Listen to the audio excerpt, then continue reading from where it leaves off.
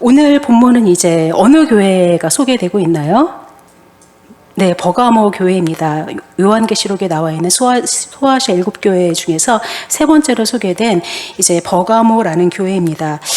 제가 설교 본문을 정하고 나면은 항상 좀 후회를 해요. 왜 후회를 하냐면은, 제가 지금 이제 준비하고 있는 말씀이 항상 생각보다 너무 어렵고, 그리고 너무 준비할 것도 많고, 나의 그 능력에 너무 좀 넘치는 그러한 말씀이라는 생각이 항상 들어서 항상 말씀을 정하고 나면은 저는 늘 후회를 합니다. 이 본문 할 걸 왜 내가 그걸 한다고 그랬지? 라고 후회를 할 때가 있어요. 다른 목사님들은 어떤지 모르겠는데 저는 늘 그렇게 후회를 합니다. 근데 이번엔 특히 더 많이 후회를 했어요.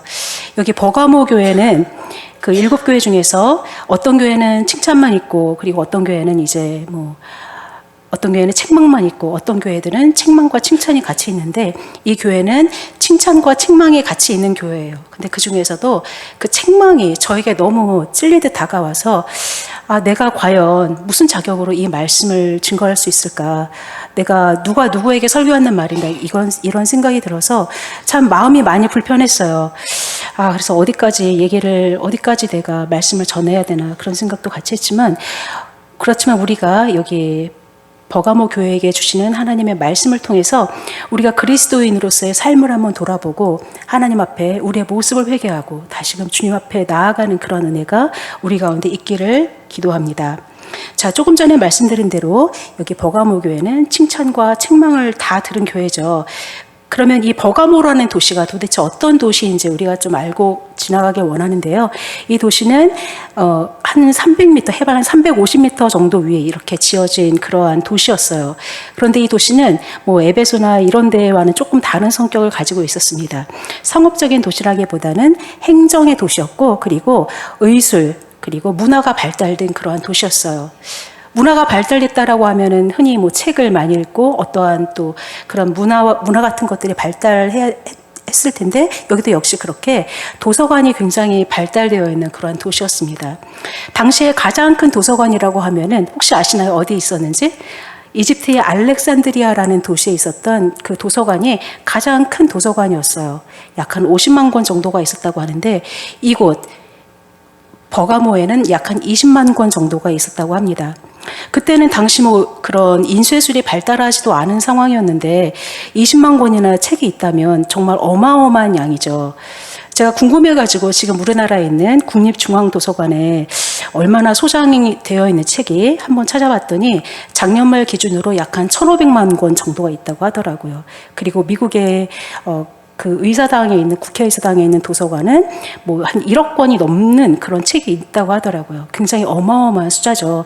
그거랑 비교하면 비교도 안 되지만 그때 당시로서는 굉장히 큰 그런 도서관이 있었습니다. 그리고 이곳은 의술이 발달했어요.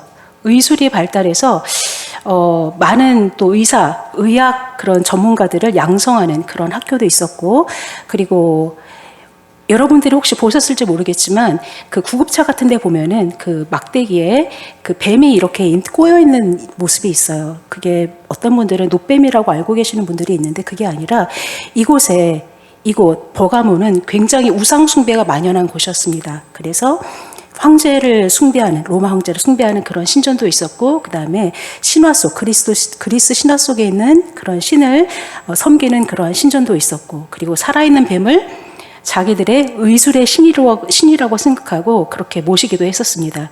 그렇게 엄청난 그런 의술, 그리고 지식의 창고가 있는 그러한 도시였어요. 그러면 이 도시를 하나님이 어떻게 보고 계셨을까? 오늘 말씀을 통해서 한번 보도록 하겠습니다. 오늘 12절 말씀 같이 읽을게요. 시작. 버가모 교회의 사자에게 편지하라. 좌우에 날성검을 가지신 이가 이르시되. 자, 여기 예수 그리스도께서 자기를 소개하고 계시죠? 어떤 분이세요? 예수님은 좌우에 날성검을 가지고 계시대요. 그러면 좌우에 날성검이 무엇일까? 손에 들고 계시나? 생각하기 쉬운데 여기 16절에 뭐라고 말씀하고 계시나요? 내 입에서 나오는 검이라고 말씀하고 있어요. 그래요. 예수님은 그 검이 손에 쥐고 있는 그러한 검이 아니라 그 입에서 나오는 말씀의 검을 가지고 계십니다. 당시에 여기에 로마 황제를 숭배하는 그런 신전들이 있었고, 그리고 로마 황제 숭배하는 것들이 굉장히 발달됐어요. 먼저는 서머나에서 시작을 했지만 여기 이곳 버가모에서 그것이 굉장히 이제 발전을 했습니다.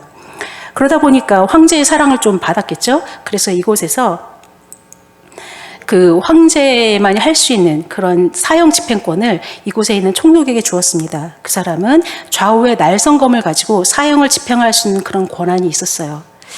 우리가 그런 검을 들고 사형을 집행할 수 있는 권한이 있는 사람이 우리 앞에 있다라고 상상을 해보세요. 그 사람의 권위가, 그 사람이 너무나 무섭고 그리고 두렵지 않겠습니까?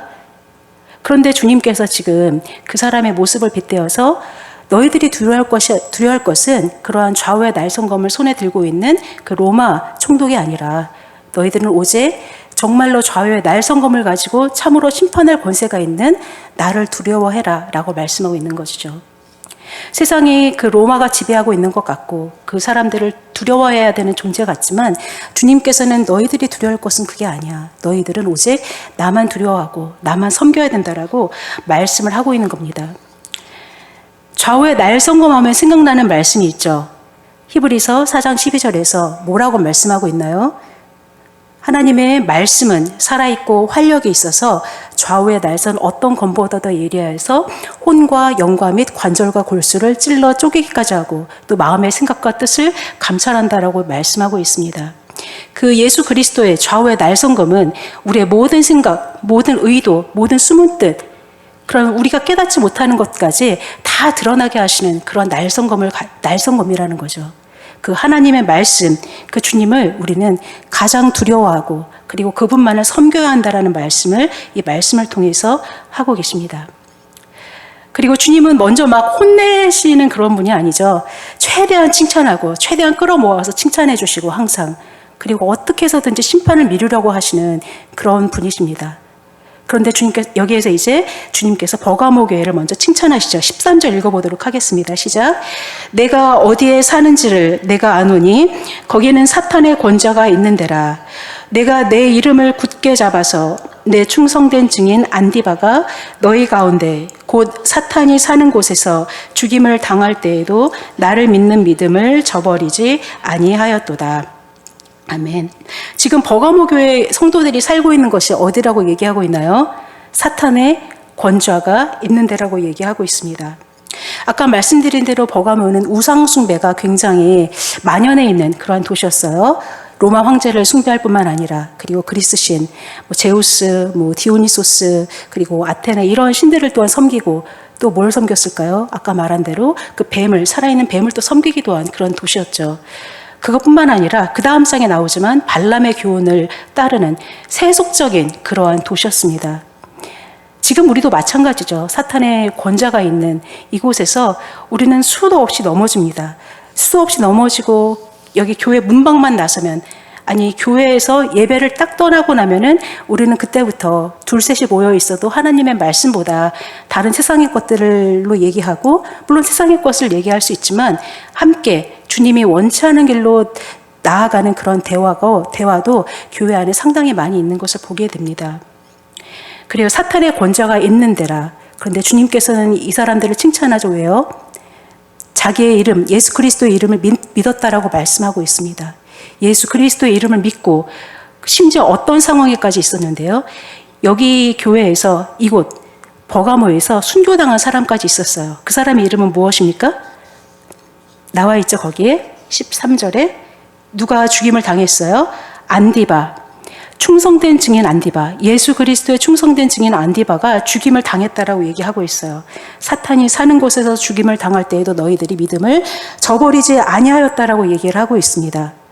여기 안디바가 누구냐라고 하는 것에는 찾아보니까 굉장히 많은 얘기들이 있더라고요. 어떤 분은 어떤 책에서는 아주 당당하게 여기 바울이 세우고 간 목회자, 그리고 어떤 곳에서는 바울 다음에 세워진 목회자 다음에 세워졌다라고 하기도 하고, 어떤 사람은 평신도였다, 의사였다, 그런 얘기들이 많이 있더라고요. 정확한 건 모르지만 주님께서는 이 사람들이 어디에 사는지를 알고 계셨고, 그리고 어떤 상황에 있는지 알고 계셨고, 그리고 그 한 사람, 그 한 사람의 죽임을 정말로 마음 아프게 바라보고 계셨다라는 거죠. 충성된 증인의 죽음까지 주님께서는 다 알고 계셨어요. 그 사람의 헌신을 알고 계셨고, 그리고 그러한 상황 속에서도 도망가지 않는 버가모 교회 성도들의 그런 믿음을 보고 계셨습니다. 주님께서는 그 사람들의 그러한 믿음을 지키는 모습을 얼마나 귀하게 보셨는지, 그 버가모 교회 성도들이, 우리도 한번 생각을 해보세요. 이 가운데 누군가가 순교를 당했다라고 생각을 해보세요. 황제를 섬기지 않는다라는 이유로 순교를 당했을 때 같이 있던 무리들이 함께 어떻게 될까요? 두려움에 휩싸여서 교회가 순식간에 풍기박산이 되고 다 도망가는 그런 상황이 펼쳐질 수 있습니다. 그것이 너무나 당연한 모습인데, 이 사람들은 끝까지 그 믿음을 지켜서 황제를 숭배하기보다 이 사람들은 믿음을 지켰다라고, 믿음을 저버리지 않았다라고 얘기를 하고 있습니다. 그런데 이렇게 그 죽음의 순간에서도 믿음을 지킨 이 사람들에게도 책망할 점이 있었습니다. 14절과 15절 읽어보겠습니다. 시작. 그러나 내게 두어 가지 책망할 것이 있나니 거기 내게 발람의 교훈을 지키는 자들이 있도다. 발람이 발락을 가르쳐 이스라엘 자손 앞에 걸림돌을 놓아 우상의 제물을 먹게 하였고 또 행음하게 하였느니라. 이와 같이 내게도 니골라 당의 교훈을 지키는 자들이 있도다. 이 사람들의 문제, 14절에 보니까 무엇을 지키는 자들이 있다고 얘기하고 있습니까? 발람의 교훈을 지키는 자들. 발람, 우리가 예배 시간에 들어봤던 경험이 있으시죠? 발람에 대해서 그 민수기에 보면은 자세하게 나와 있어요. 22장에서 24절, 그리고 31장에 보면은 굉장히 자세하게 나와 있는데, 발람이 누군지 혹시 아시나요? 그 주술사, 점술가라고 이제 그런 책에서는 얘기를 하고 있는데, 그 사람에게 누가 왔나요? 발락이 보낸 사람들이 왔어요. 발락은 모압 왕이었어요. 근데 모압 왕이 이스라엘 백성들이 자기네 땅을 지나갈 때 너무 두려워서 저 사람들에게 저주를 퍼부어 달라고 발람에게 사람들을 보냈어요. 보통 그런 부탁을 할 때 뭘 가지고 갈까요? 돈, 그죠? 복채를 들고 갔어요. 복채를 들고 가서 사람들을 보냈는데, 처음에는 그에게 여호와의 신이 임해서 너는 따라가면 안 돼. 그래서 그 사람들에게 안 되겠다라고, 그냥 저는 안 가겠습니다 하고 보냈어요.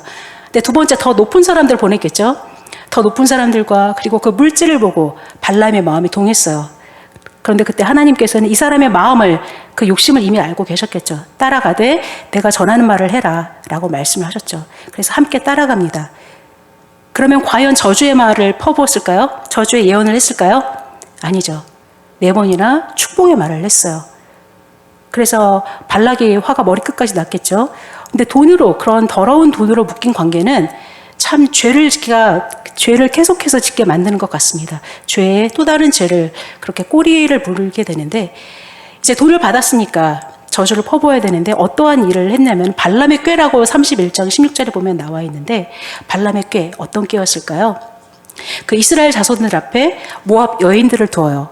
모압 여인들을 두고 그 사람들로 이스라엘 자손들이 행음하게 했죠. 그리고 바알보올을 숭배하고 그리고 절하고 그 음식물을 같이 먹게 했습니다. 그게 발람의 꾀라고 성경에는 분명하게 나와 있어요. 그래요. 그런 발람의 꾀, 그리스도의 사람들이, 세상은 그 길을, 믿음의 길을 온전히 가도록 놔두지 않습니다. 어떻게든지 걸려 넘어지고, 특히 리더들, 그리고 막 신앙에 잘하는 그런 사람들을 걸려 넘어지게 하죠. 이게 비단 특정한 사람들만 있는 게 아니에요. 믿음을 가지고 있는, 이 자리에 나와서 예배드리는 우리들에게도 언젠가 순간적으로 올 수 있는 그러한 유혹이죠. 세상의 그런 유혹들, 우리들의 눈에 보기도 좋고 그리고 먹기도 좋아 보이는 그러한 탐욕적인 것들로 우리들을 그렇게 유혹합니다. 그런데 그런 발람의 교훈에 넘어진 사람들이 있었어요. 누구였을까요? 바로 버가모 교회 성도들이에요. 이 사람들뿐만 아니라 지금 우리들에게도 마찬가지로 이러한 유혹들이 계속해서 있습니다. 야고보서 2장 16절에서는 3가지로 얘기하고 있어요. 세상으로부터 온 것, 뭐라고 얘기하고 있을까요? 안목의 정욕과 육신의 정욕과 이생의 자랑이라고 분명히 얘기하고 있습니다.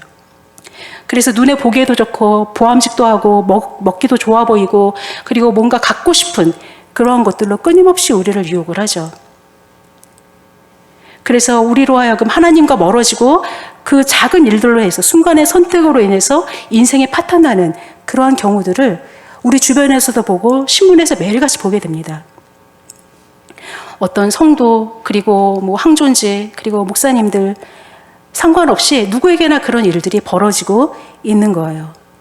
아무리 겉모습이 아주 그럴듯하고 신앙의 모습을 가졌다고 하더라도 그 사람의 삶의 모습은 우리가 감히 함부로 판단할 수 없는 거겠죠. 왜 그럼 우리가 그런 짓을 할까요? 주님이 우리 눈에 보이지 않기 때문이죠.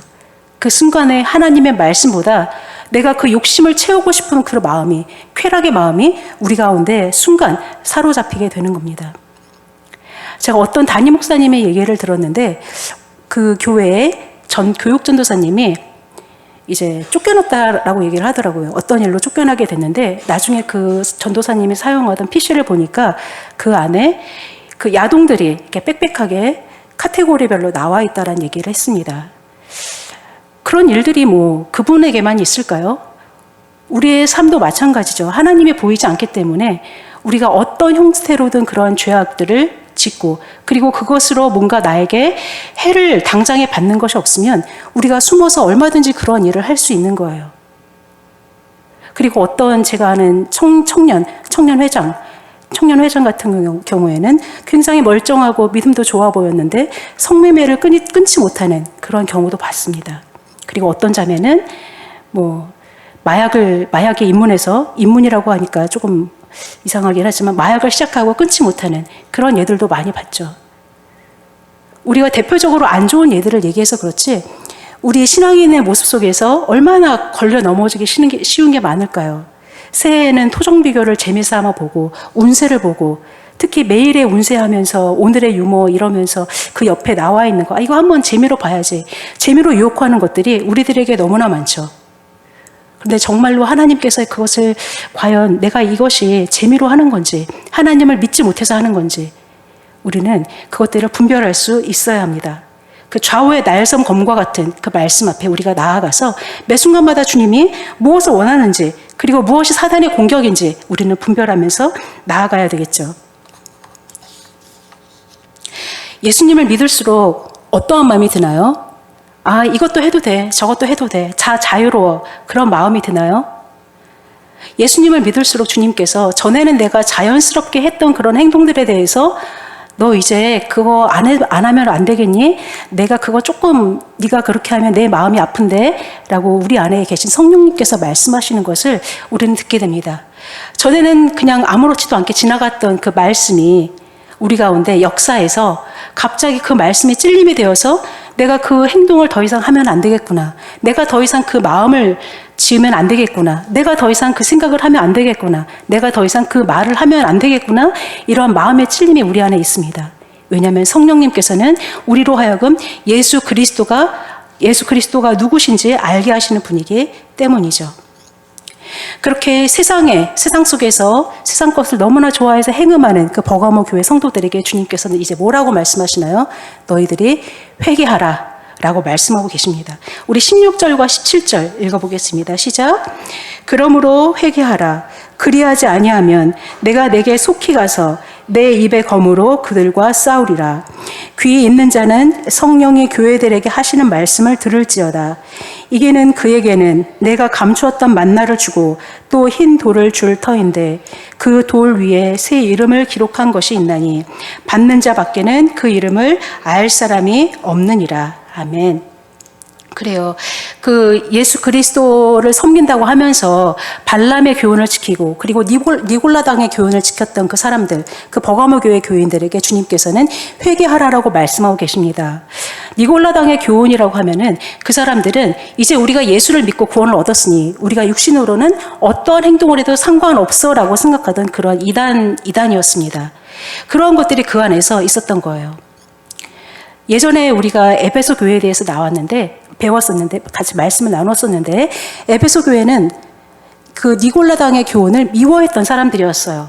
그런데 버가모 교회는 니골라당의 교훈, 즉 우리가 예수를 믿으니까 뭘 해도 상관없어 라고 하는 그런 니골라당의 교훈을 버리지 않고 수용하고 그냥 적당히 묵인하고 갔던 그러한 교회였습니다.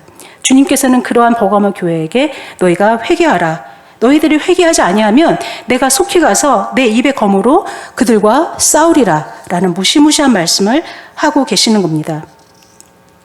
자, 여기에서 그러면은 이기는 사람이 누굴까요? 니골라 당의 교훈을 지키는 것을 버리고 주님께로 회개한 그 사람들이겠죠. 그렇게 믿음을 지키고 그 주님의 길을 지킨 말씀대로 살기를 결단한 그 사람들에게 무엇을 주기로 말씀하셨나요? 첫 번째 무엇인가요? 17절에 뭘 주겠다고 말씀하고 계십니까? 감추었던 만나가 무엇일까요?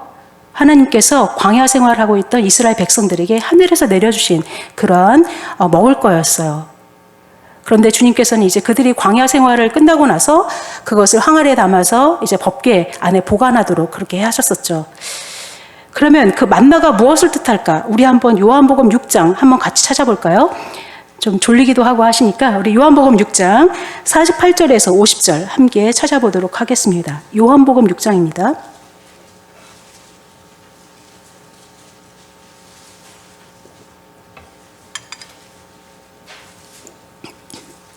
요한복음 6장 48절에서 50절입니다. 다 같이 읽을게요. 시작.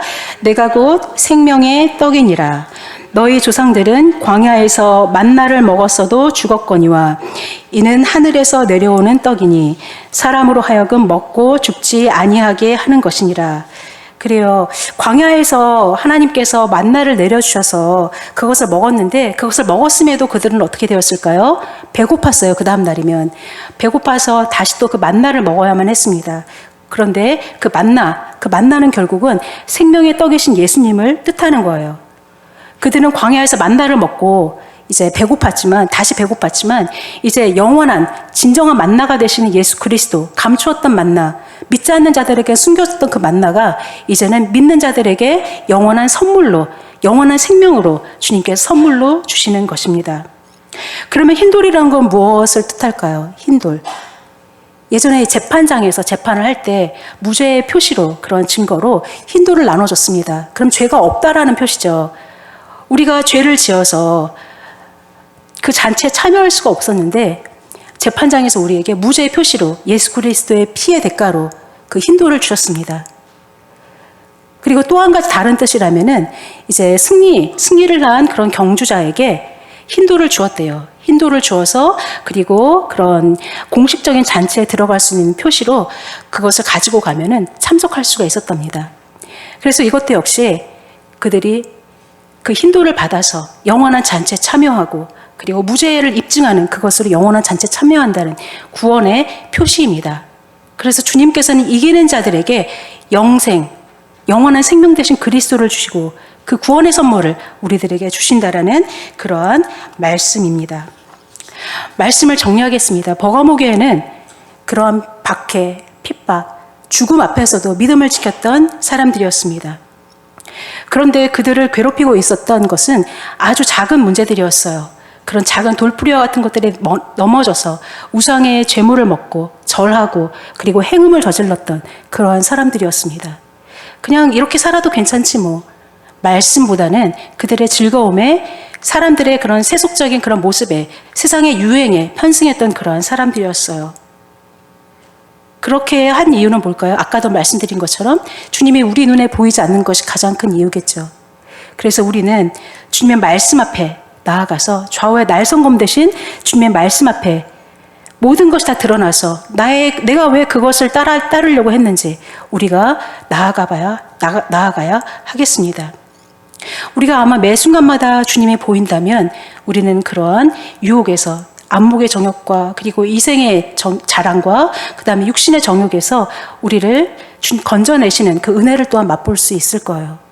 그런데 순간 우리가 주님이 아닌 그것을 선택할 때 우리에게 얼마나 쓰디쓴 그런 고통이 또한 따르는지 그 대가가 얼마나 쓴지는 여러분들 인생을 살아오시면서 아마 그런 것들을 많이 경험해 보셨을 것입니다. 그렇습니다. 우리에게 매 순간마다 좌우의 날성검과 같은 하나님의 말씀이 필요합니다.